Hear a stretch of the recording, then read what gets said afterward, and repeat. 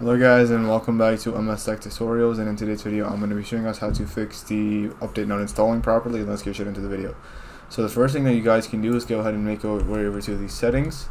From settings you can go ahead and go over to system, go over to troubleshoot, and then from troubleshoot you want to make your way over to other troubleshooters. Now from other troubleshooters you want to go ahead and click on into the section that says Windows Update, and then you want to go ahead and click Run. Now once this is a new tab has been opened, you want to basically just go ahead and choose whichever one you're having the specific issue with, most likely the first one. I can't download, install, or uninstall an update. You can go ahead and click on into that and let it just run the troubleshoot, answer any other questions if it asks. But anyways, once that is done, it should fix the issue, and that should be one solution.